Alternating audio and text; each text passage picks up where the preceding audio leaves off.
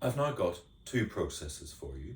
Process P that we had before has x taking 10 from y, but now we have process Q as well, in which x gives 22y. What happens if P and Q run concurrently?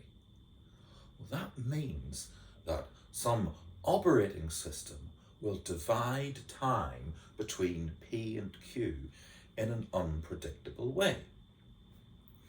The steps that P takes accessing memory will happen in this order. P reads X, P writes X, P reads Y, P writes Y. And the steps that Q takes will happen in a fixed order as well. Q reads X, Q writes X, Q reads Y, Q writes Y. But the way in which time is divided between P and Q is unpredictable, and correspondingly, the way in which these actions interleave is unpredictable. It could happen that all of P's actions happen, and then all of Q's actions happen. That's one possibility. The operating system could just say P goes first, Q goes second. Or it could be a little more amusing than that. It could be that P reads, then Q reads, then Q writes, then P writes, then Q reads, then P reads, then P writes, then Q writes. Be more of that sort of a zigzag. And depending on which of these things happens, we will get different results. Let's see. What happens if we follow the green trail?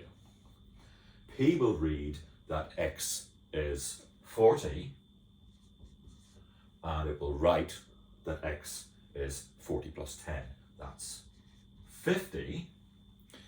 It will then read that Y is 60 and write that Y is 10 less. That's 50.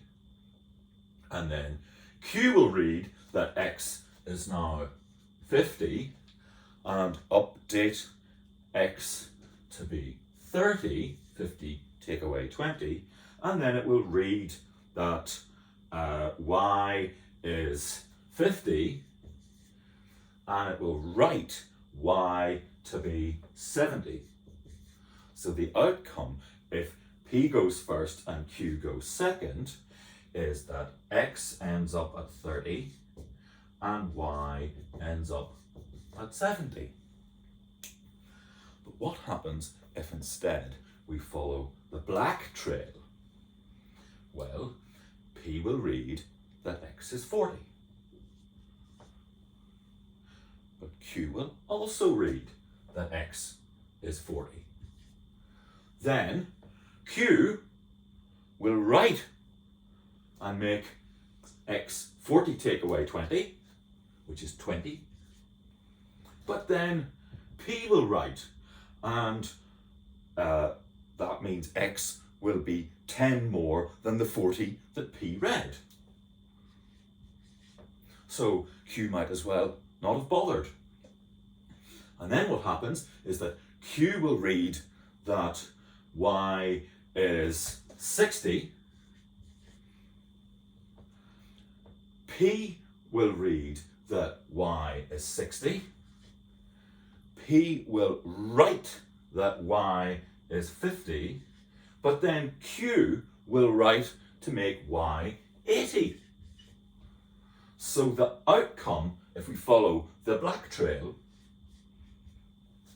is what's the last write that happened to X? X became 50 and Y became 80.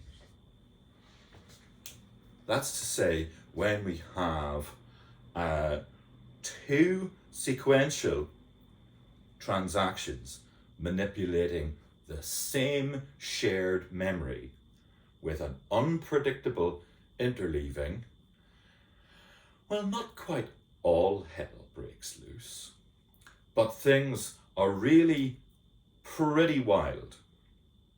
So the key question is, How do we stop this kind of madness happening